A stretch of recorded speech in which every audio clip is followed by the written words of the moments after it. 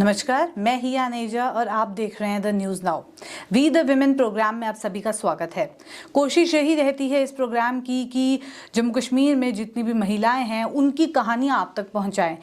कहीं ना कहीं वो आपके लिए इंस्पिरेशन भी बन सकती हैं। तो आज इस प्रोग्राम में जो स्पेशल गेस्ट हमारे साथ ज्वाइन कर चुकी हैं वो हैं भारतीय जनता युवा मोर्चा की वाइस प्रेसिडेंट, जो कि खाली वाइस प्रेसिडेंट नहीं हैं बल्कि एक डेंटिस्ट भी हैं, एक पोएट भी हैं, एक राइटर भी हैं और डेफिनेटली आपने उनको उनकी रीसेंट म्यूज़िक वीडियो में भी देखा होगा।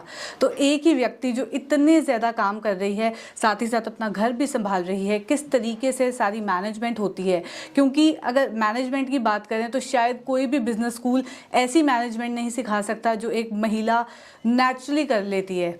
तो इसी सब के बारे में बातचीत करेंगे। सबसे पहले तो डॉक्टर हिमजा, स्वागत है आपका। नमस्कार हिया जी, और न्यूज़ नाउ का मैं धन्यवाद करती हूँ कि उन्होंने इस तरह का प्रोग्राम जो है वो फीमेल ओरिएंटेड प्रोग्राम जो है वो शुरू किया है जी। और यूजुअली जो फीमेल ओरिएंटेड हम बात करें, मैनेजमेंट स्किल्स, हाउसवाइफ्स किस तरीके से मैनेज करती हैं, इस सब के बारे में तो बातचीत करते ही रहेंगे। ये थोड़ा आप कह सकते हैं थोड़ा हट के हम प्रोग्राम करने की कोशिश कर रहे हैं और आपको बुलाने का मकसद यही है कि आप थोड़ा गाइड करें हमारे व्यूअर्स को कि किस तरीके से सरकार मदद कर रही है महिलाओं की, क्योंकि schemes an number of schemes हैं इस समय, पर कहीं ना कहीं जो दूर दराज के इलाकों में हैं महिलाएं उन तक नहीं पहुंचती। इवन जो शायद शहरों में भी रह रही हैं, अपने घरों में हैं, हाउसवाइफ्स हैं, इतना ज़्यादा टेक्नोलॉजी को यूज़ नहीं कर रही, उन तक भी ये स्कीम्स नहीं पहुंच रही। तो जहां इतने इनिशिएटिव्स लिए जा रहे हैं गवर्नमेंट के द्वारा और वहीं अगर जो बेनिफिशरीज़ हैं उन्हीं को फ़ायदा ना मिले तो फिर क्या ही मतलब रह जाता है इन स्कीम्स का। तो मैं चाहूँगी सबसे पहले आप वही गाइड करें हमारे व्यूअर्स को कि क्या क्या काम जो है वो इस समय गवर्नमेंट कर रही है।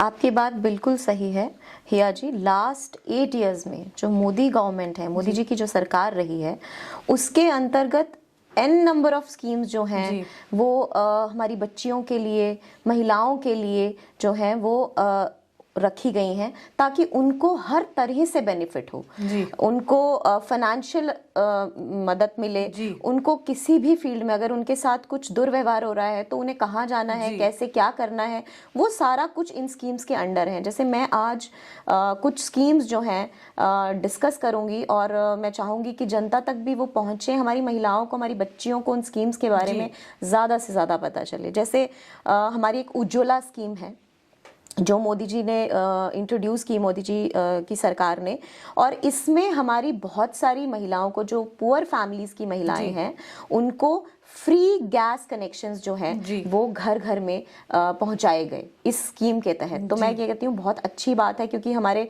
अभी भी गांव में कई महिलाएं थी जो जिनके पास गैस, जो कि एक बेसिक नेसेसिटी है एक फीमेल की, जिससे एक्सपेक्ट किया जाता है कि वो हमें खाना बनाएगी या घर में कोई भी जो है वो बनाता है, तो मुझे लगता है वो एक बहुत बड़ी राहत है उन औरतों के लिए। बिल्कुल। और जैसे निर्भया स्कीम है, ये हमारी national mission for safety of women के अंडर ये स्कीम आती है और इसमें आप यकीन मानेंगी 200 करोड़ से ज्यादा की लागत लगी है सिर्फ फास्ट ट्रैक कोर्ट्स को बनाने के लिए, ताकि अगर इस कोई भी दुर्व्यवहार, कोई भी मिसकंडक्ट किसी फीमेल के साथ होता है तो वो इमीडिएटली उनका जो है, फास्ट ट्रैक कोर्ट्स रहती हैं, इमीडिएटली उनका जो है वो हल निकाल सकें जी। तो वो निर्भया स्कीम है। जैसे बेटी बचाओ बेटी पढ़ाओ, ये तो मुझे लगता है हर एक की जबान पे है जब से मोदी जी आए हैं, क्योंकि ये जो है, जो हमारी इतने सालों से जो सेक्स रेशो जो है वो डिक्लाइन हो रही थी, ये सबको पता है, ठीक है। और पीएम मोदी जी ने हरियाणा में सबसे पहले ये स्कीम लॉन्च की और इंश्योर करती है ये स्कीम एक बच्ची का सर्वाइवल, उसकी प्रोटेक्शन, उसकी एजुकेशन जी, क्योंकि ये 3 चीज़ें बहुत इंपॉर्टेंट हैं फीमेल के लिए। तो इस स्कीम के अंडर कई क्रिएटिव अवेयरनेस प्रोग्राम्स किए जाते हैं, जो कि हमारी पार्टी भारतीय जनता पार्टी जो है वो टाइम टू टाइम करती रहती है, ठीक है। सुकन्या समृद्धि योजना है, ये 2015 में लॉन्च हुई थी ये भी मोदी गवर्नमेंट के अंडर ही हुई है। और पहले ये स्कीम 10 साल तक के लिए ही, 10 साल तक की बच्चियों के लिए ही सीमित थी, पर अब इसे बढ़ाकर 18 साल तक कर दिया गया है। और इस स्कीम के अंडर जो एक रहता है पेरेंट्स को, जैसे जो गरीब परिवार की बच्चियां हैं उनको, उनके पेरेंट्स को एक डर रहता है इनकी एजुकेशन कैसे कराएं, उस चक्कर में उनको पढ़ने नहीं भेजते, या उनकी मैरिज करेंगे तो वो पैसा बचा लेते हैं। तो ये स्कीम जो है वो इस तरह के लोगों को फायदा पहुंचाती है, सुकन्या समृद्धि योजना। और इसमें एक लाडली स्कीम भी है जो कि हमारे जम्मू कश्मीर में भी इम्प्लीमेंटेड है। और इसमें भी वो गर्ल चाइल्ड जो 2015 के अप्रैल 2015 के बाद पैदा हुई हैं जो बच्चियां, उनके लिए ये स्कीम है, खासकर लाडली स्कीम। और ये ऐसे पेरेंट्स जिनकी जो एनुअल इनकम जो है वो 75,000 से ज़्यादा नहीं है, उनके बच्चियों को, या ऐसे गार्डियंस, उनकी बच्चियों को ये स्कीम है। और ये 1000 रुपये पर मंथ उन बैंक जो है वो बैंक के थ्रू उनके खाते में डलेगा। और 21 साल की जब वो गर्ल चाइल्ड हो जाएगी तो कम से कम 6.5 लाख के आसपास जो है उनको पैसा मिलेगा। ये बहुत बेनिफिशियल हो सकता है। ये बहुत बेनिफिशियल है, क्योंकि देखिए मैं आपसे जानना चाहूंगी, ये जो अमाउंट उन्हें मिलेगी क्या वो पढ़ाई में भी या किसी पर्टिकुलर पर्पस के लिए? बिल्कुल, वो अपनी पढ़ाई के लिए, वो बच्चे की एजुकेशन के लिए यूज हो सकता है। और एक मैरिज एक बहुत बड़ा हमारी सोसाइटी में एक मतलब बच्ची की शादी जो है वो बहुत बड़ा एक सोच का विषय बन जाता है, खास करके गरीब माँ बाप के लिए। तो ये सब उनको सोचना ना पड़े, इससे सेक्स रेशो जो है वो कम ना हो, तो उसके लिए ये स्कीम जो है वो स्कीम है। अब अगर बात करूंगी कि फीमेल पे जो अब्यूज होता है, जो भी, चाहे वो मतलब फैमिली बेस्ड वायलेंस हो, या उनके ऊपर कोई एसिड अटैक हो, या फिर कोई भी सेक्सुअल हरासमेंट उनके ऊपर होती है, या रेप केसेस होते हैं, तो बहुत सारी महिलाओं को पता ही नहीं होता है कि जाना कहाँ है। तो उसके लिए वन स्टॉप सेंटर जो है वो हमारी सरकार ने बना रखे हैं कि महिलाएं वहां पर जाएं और उनको वहां पर मेडिकल असिस्टेंस मिलेगी, उनको लीगल हेल्प मिलेगी जो उनको चाहिए, और उनको काउंसलिंग भी वहीं पर मिलेगी। काउंसलिंग सर्विसेज भी हैं वन स्टॉप सेंटर। तीनों चीजें बहुत, अगर आप इंडिविजुअली लें तो एक्सपेंसिव रहेंगी। यस, अगर हम इंडिविजुअली लेते हैं तो ये पहली बात, तो हम इंडिविजुअली जाने का, ऐसी लेडी जो इतनी ट्रॉमेटाइज्ड होती है उसको इंडिविजुअली ऐसी जगह, कहीं बार अलग अलग जगह जब जाना पड़ता है तो वो उसको मेंटल और फिजिकल ट्रॉमा बोथ रहता है, तो उसके लिए वन स्टॉप सेंटर्स हैं। फिर हमारा एक स्कीम है वर्किंग विमेन हॉस्टल स्कीम। इसके तहत जो वर्किंग फीमेल्स हैं उनके लिए हाउसिंग फैसिलिटी हो, और जो हमारी उनके जो जैसे वर्किंग फीमेल्स के बच्चे भी रहते हैं तो उनके लिए भी ऐसी एमिनिटीज हो कि वहां पर बच्चे भी जो हैं वो, मतलब बच्चे हर्डल ना बने, मतलब बच्चों के साथ भी एक मदर जो है। थोड़ी आएगा डिफरेंट स्कीम है जो लोगों को ज्यादा नहीं पता, पढ़ाई को लेके, शादी को लेके, फिर भी स्कीम्स पता है, पर वर्किंग विमेन हॉस्टल स्कीम भी है जी। तो और विमेन हेल्पलाइन नंबर्स हैं जो 24/7 जो है वो काम करते हैं। किसी भी तरह की इमरजेंसी एक फीमेल को पड़ती है, कोई मतलब कोई भी दुर्घटना उसके साथ घटित हो जाती है, तो वो इन हेल्पलाइन नंबर्स पे कॉल कर सकता है। तो इस तरह की बहुत सारी स्कीम्स हैं जी। ये तो बात रही कि क्या कुछ स्कीम्स हैं, किस तरीके से इंफॉर्मेशन पास ऑन की जाए, और जितने भी लोग देख रहे हैं, अगर आपके आसपास कोई है जो शायद इन स्कीम्स के बारे में नहीं जानता, आप भी उन लोगों तक पहुंचाएं। डॉक्टर हिमजा, आपसे जानना चाहूँगी कि इतनी आप हेल्प भी करती हैं लोगों की, पॉलिटिकली भी इन्वॉल्व हैं, साथ ही साथ आप एक डेंटिस्ट भी हैं, उसके बाद भी आप कैसे टाइम निकाल लेती हैं कि आप कुछ पोएम्स भी लिख लें, कुछ आप जो लिखती हैं आप बहुत बहुत प्यारा लिखती हैं, मैं चाहूँगी आप व्यूअर्स के साथ भी शेयर करें, और उसके बाद आप एक वीडियो में भी आई, इतनी प्यारी वीडियो आपने जो है वो की, तो कैसे आप टाइम मैनेज करती हैं? देखिए, टाइम मैनेज करने की बात है, बहुत सारे लोग मुझसे यही क्वेश्चन पूछते हैं और मैं बार बार यही जवाब देती हूँ कि मेरी फैमिली का उसमें बहुत बड़ा योगदान है। मतलब my family is very supportive, और मैं सबको कहती हूँ कि आप एक फीमेल की स्ट्रेंथ बनिए, उसकी सपोर्ट बनिए, तो वो वंडर्स कर सकती है। कुछ ना कुछ तो काबिलियत सब में रहती ही है, ऐसा नहीं है कि मुझ में है, आप में है और किसी में नहीं है, एवरीबडी हैज। तो वो समय बस उनको जगाने की जरूरत होती है कि नहीं, आप कर सकती हो, आप कर पाओगी। तो इस तरह से अगर हो तो समय भी निकाल सकता है इंसान, ऐसी बात नहीं है। अगर अपनी, और मैं कहती हूँ कि हॉबी एक ऐसी चीज है, अगर आप उसको परस्यू करते हो, जैसे मेरी सिंगिंग है, राइटिंग है, मुझे अच्छा लगता है लिखना, और लिखती मैं उन्हीं चीजों पे हूँ मोस्टली जो मैं अपने आसपास होता देखती हूँ, कुछ कुछ पॉजिटिव मेरा उसमें मोटो रहता है कि मैं कुछ ना कुछ पॉजिटिविटी जो है वो समाज को दे सकूं। अगर मेरे वर्ड्स किसी के लिए पॉजिटिविटी का काम करते हैं तो वो मेरे लिए बहुत अच्छी बात है। और मतलब वो एक सेवा भाव जो है ना वो रहता ही है। तो उस चक्कर में ही आके मैं सारा ये सब करती हूँ, लिखती हूँ या जो भी है। तो आप लिखती भी बहुत अच्छे हैं और गाती भी आप बहुत अच्छा है, तो मैं चाहूंगी व्यूअर्स को कुछ एक दो लाइंस अगर आप सुना दें। हाँ, मैं ज़रूर सुनाऊंगी क्योंकि गाना मेरी हॉबी है जी। तो मैं ज़्यादातर डोगरी में गाती हूँ क्योंकि डोगरी मेरी मदर टंग है, तो मुझे अच्छा लगता है उसमें गाना, उसमें लिखना, उसमें बात करना। तो आज डोगरी में ही कुछ सुनाऊंगी, 2 लाइनें। संजा पई गैया चित कम लाए जंदा, संजा पई गैया चित कम लाए जंदा, जीने जाए परदेसे लाए डेरे, जीने जाए परदेसे लाए डेरे, उने बेरिए दा चेता आए जंदा, संजा पई गैया चित कम लाए जंदा। बहुत बढ़िया।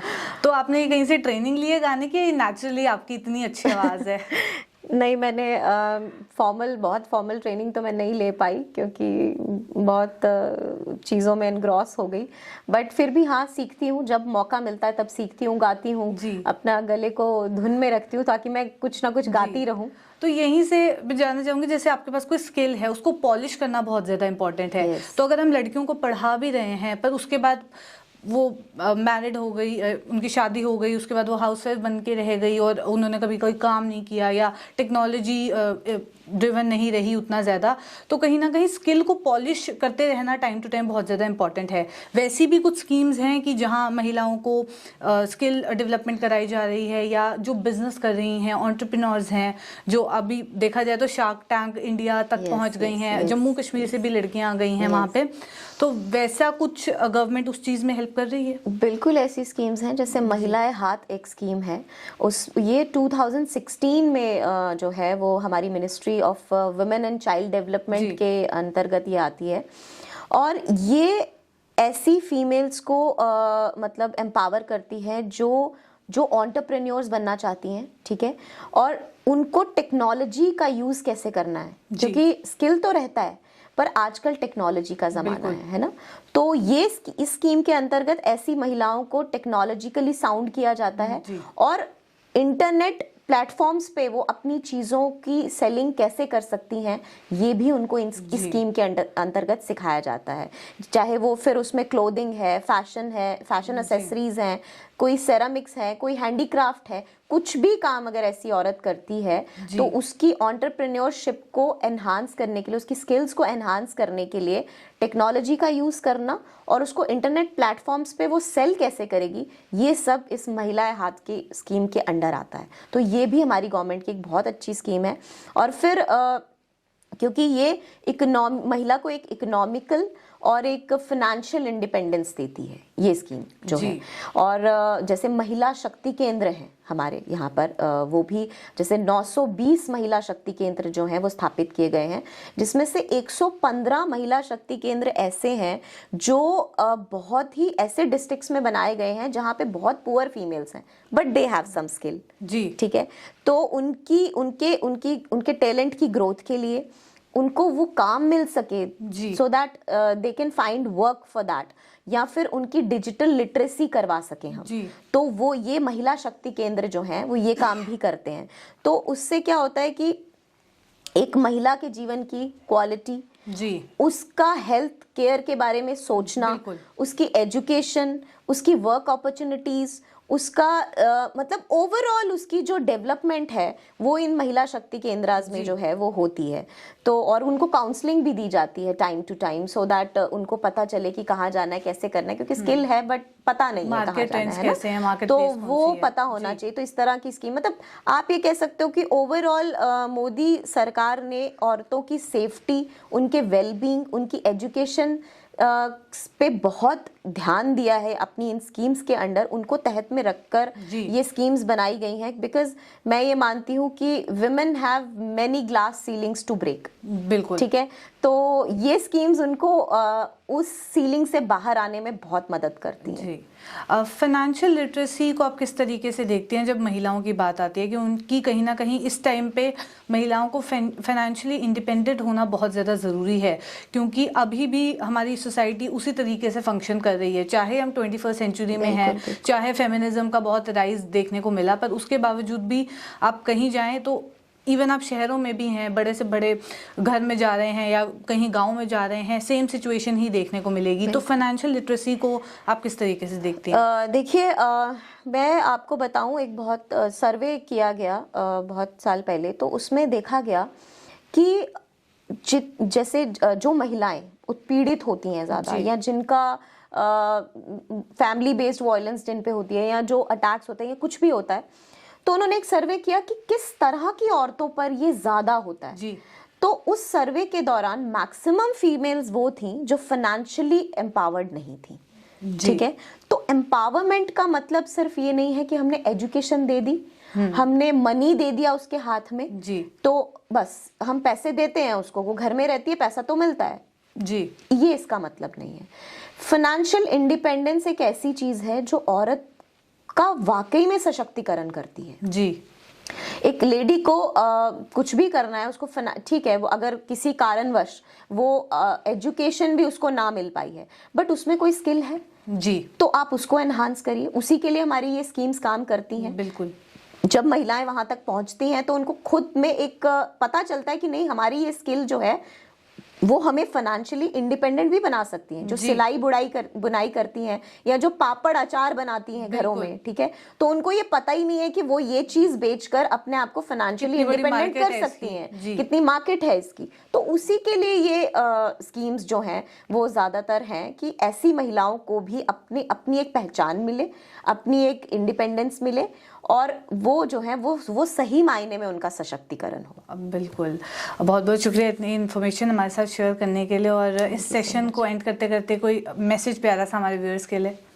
देखिए, मैसेज, अब ये विमेन शो है तो विमेन पे ही बात होगी, तो मैं यही कहूँगी कि पहली बात, जितनी भी मैंने स्कीम्स जो हैं वो बताई, आप इन स्कीम्स पे ध्यान ज़रूर दीजिए, अगर अवेयर कीजिए लोगों को। अगर आप पढ़े लिखे, हम जैसी महिलाएं, आप जैसी महिलाएं जो पढ़ी लिखी हैं, किसी ना किसी माध्यम से उन महिलाओं को अवेयर करें जिनको इन स्कीम्स के बारे में नहीं पता है, सो दैट वो भी कंधे से कंधा मिलाकर चल सके अपने घर में, समाज में, सबके साथ। तो उनके ऊपर फिर हो सकता है कि जो वॉयलेंस है, जो उत्पीड़न है, वो भी थोड़ा कम होगा, क्योंकि जब उनमें एक शक्ति की भावना आ जाती है ना, जब किसी में, जब कोई लेडी जो है उसका सशक्तिकरण होता है तो उसमें शक्ति की भावना आती है।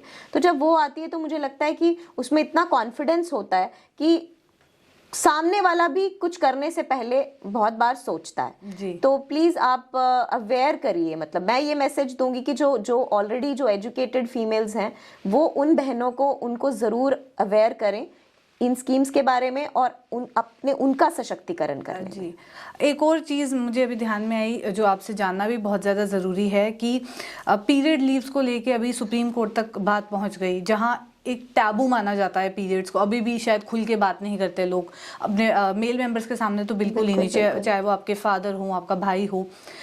पीरियड लीव्स को लेके सुप्रीम कोर्ट तक बात पहुंची है, तो क्या गवर्नमेंट इसके ऊपर कुछ काम कर रही है कि शायद महिलाओं को आने वाले दिनों में ये थोड़ा सा एक बेनिफिट कह सकते हैं कि मिले?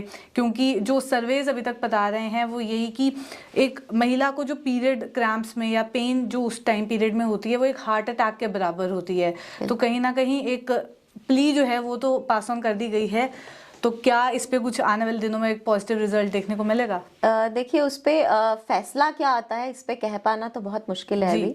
हाँ, लेकिन बीइंग अ फीमेल मैं भी चाहूंगी कि इस तरह की अगर कोई प्ली है तो उस पे अमल होना चाहिए, उस पे काम होना चाहिए, क्योंकि वाकई थोड़ा ट्रॉमेटिक रहता है फीमेल्स को। हालांकि मैं ये नहीं कहूंगी कि ये कोई बीमारी है, ये एक नॉर्मल फिजियोलॉजिकल प्रोसेस है बॉडी का जो होना है, बट हाँ, इसमें फीमेल जो है वो ट्रबल में जरूर होती है, इमोशनली, फिजिकली उसको ट्रबल रहता है। तो अगर इस तरह का कोई स्टेप उठाया जाता है तो ये बहुत वेलकमिंग स्टेप होगा और बहुत अच्छा स्टेप होगा। जी, चलिए बहुत बहुत शुक्रिया हमारे साथ ज्वाइन करने के लिए। तो ये थी डॉक्टर हिमजा हमारे साथ वी द विमेन के इस एपिसोड में। और ऐसे एपिसोड्स लेके आपके साथ फिर मुलाकात करूंगी। कोशिश यही रहेगी कि ऐसी इन्फॉर्मेशन लेके आपसे मुलाकात करते रहें, और जितनी भी महिलाएं हैं उनके सपोर्ट की भी हमें बहुत ज़्यादा ज़रूरत है, क्योंकि अगर वही एक दूसरे की सपोर्ट करेंगी तो कहीं ना कहीं सोसाइटी में चेंज देखने को मिलेगा। तो चलिए फिलहाल के लिए इतना ही। ऐसी और कॉन्वर्जेशंस लेके फिर मुलाकात करूंगी। अभी के लिए दीजिए इजाज़त। नमस्कार।